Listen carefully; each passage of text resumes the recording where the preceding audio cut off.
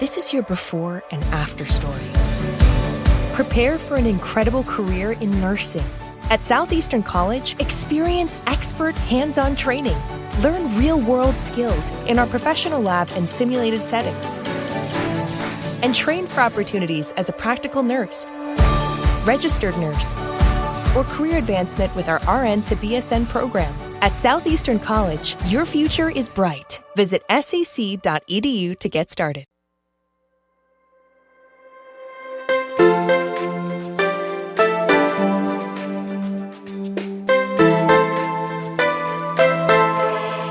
Bienvenida, bienvenido a Efectividad. Aquí hablamos de efectividad, claro que sí, pero sin olvidar las cosas importantes de la vida.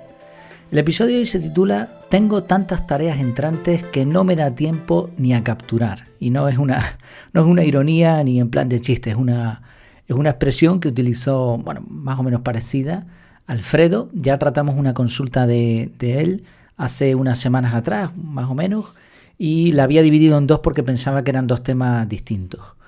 Alfredo es oyente, iba a decir escuchante, creo que es correcto, escuchante también. Bueno, es oyente del podcast y también es alumno del método. Él me contaba que trabaja como jefe de mantenimiento en un hospital y, como nos podemos imaginar, tiene un montón de entradas, de inputs que le van viniendo y es difícil de gestionar, obviamente. Él decía, leo textualmente, las interrupciones me sobrepasan.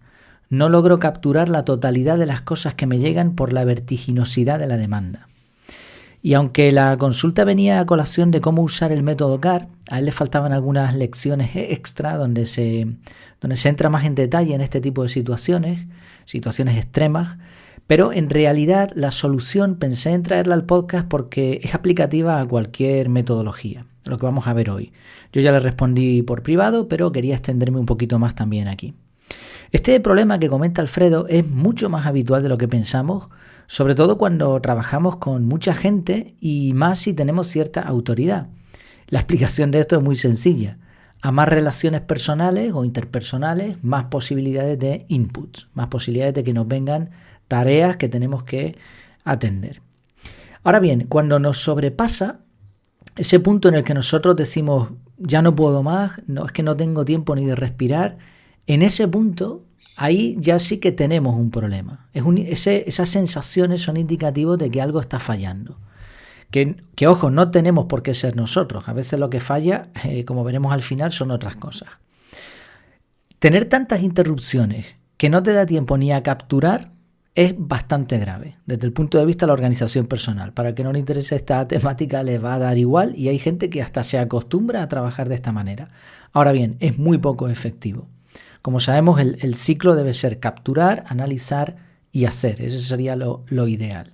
Y aquí entran en materia también cosas como el cuadrante importante-urgente. Hay que centrarse en lo importante y no en lo urgente. Bueno, como digo, igualmente son sensaciones que nos están dando una alarma. Y el problema ya no es tanto no poder capturar, que sí que es grave, sino sobre todo que las interrupciones constantes impiden el trabajo de calidad. En este punto me gustaría recomendar algunos libros que he leído y que me han gustado muchísimo.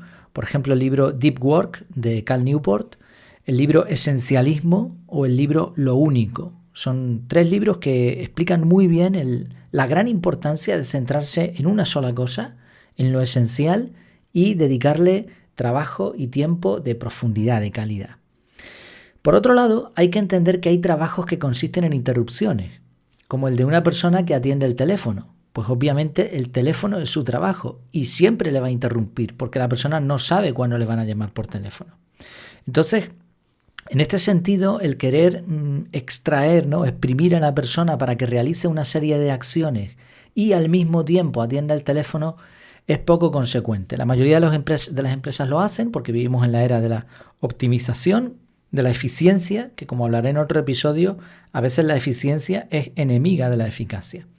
El caso es que a estas personas no les podemos dar trabajo de calidad, porque no lo van a poder hacer con calidad, porque siempre van a tener interrupciones.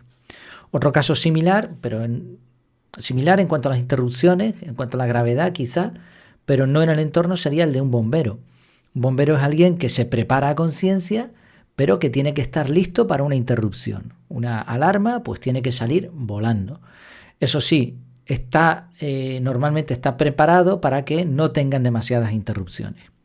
Otro caso es el que estamos viendo hoy, el caso de Alfredo, que atiende urgencias, que atiende un mantenimiento en un hospital. Pues imaginémonos, algunas de las urgencias pueden ser, de hecho, vitales, puede estar en peligro la vida de una persona.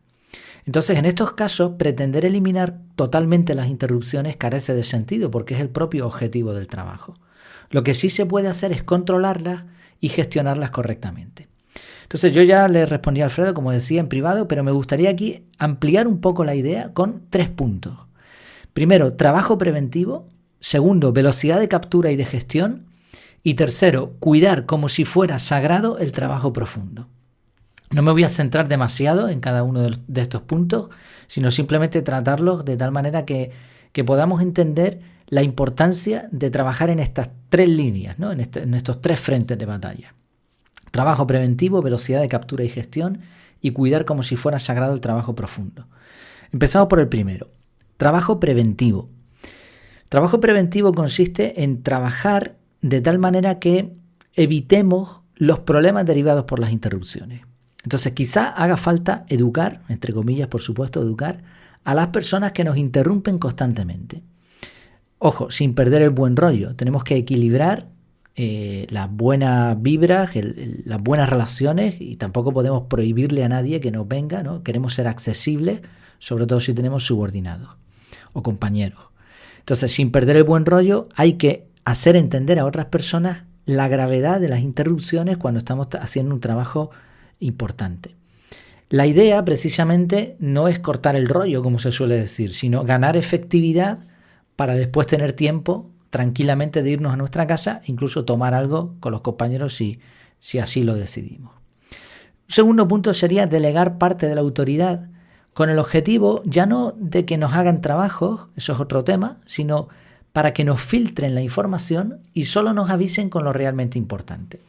Sería incluso conveniente poner varios niveles de filtrado de autoridad, de tal manera que cuando llegue una consulta sencilla la persona la pueda gestionar, si no la pase a un superior y si no al final llegue a la persona con más autoridad.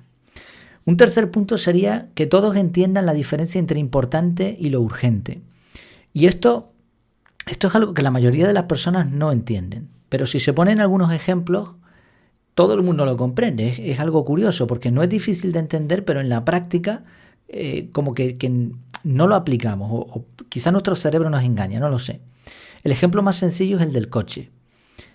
Si tú le das un mantenimiento y le cambias el aceite, y le cambias las bujías o limpias los inyectores, si en gasoil, lo que sea que hagas, si haces un mantenimiento preventivo, es difícil que el coche se te rompa.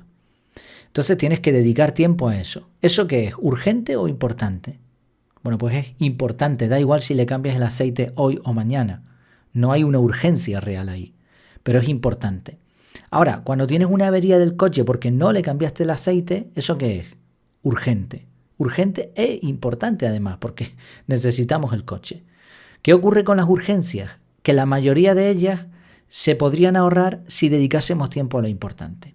Entonces, este cuadrante, el cuadrante de Covey se le llama, o la matriz de Eisenhower, nos permite entender eso. Las personas que están a cargo de diferentes puestos, algunos lo entienden, pero probablemente las personas que tengamos por debajo nuestra, que trabajen para nosotros, es muy probable que esta parte no la entiendan. También relacionado con esto, un cuarto punto es que todos entiendan quién se encarga de cada cosa. Esto ahorra muchísimo tiempo, muchísimas consultas e interrupciones. Y por último, creo que es muy importante y cada vez más tener alternativas de comunicación efectivas. Las personas tienen que entender qué tipo de comunicación van a poder usar dependiendo de la urgencia del requerimiento. A veces puede ser un WhatsApp, a veces puede ser un correo electrónico, a veces una llamada de teléfono o a lo mejor nos tenemos que presentar y hablar en persona con el encargado del tema. Entonces esto se debe establecer, no se debe dejar ahí a criterio personal. Para esto, por cierto, para este trabajo preventivo, vienen muy bien las formaciones en efectividad personal, porque si nos fijamos, las organizaciones, las empresas pueden tener sus sistemas de organización, pero a veces también hay que trabajar con la persona, con cada persona. De hecho, si cada persona fuera efectiva, dando igual el método que utilizase cada una, aunque fuesen distintos, probablemente la empresa funcionaría bien. Vale, tenemos el trabajo preventivo. El segundo campo de batalla sería la velocidad de captura y gestión. Uno de los problemas que observo en las personas que utilizan se captura de una forma muy lenta. El método de captura que elijamos debe ser rapidísimo, debe ser algo automático, algo que no tarde nada en hacerlo. En este sentido, lo más rápido que yo he encontrado es una nota de audio. Ponemos el micrófono, decimos lo que sea y ya está mal. Cuando nos digan algo, perdona un momentito que lo voy a anotar, o que lo voy a grabar, o perdona que lo capturo. Persona adecuada. Para esto, el trabajo preventivo que decíamos.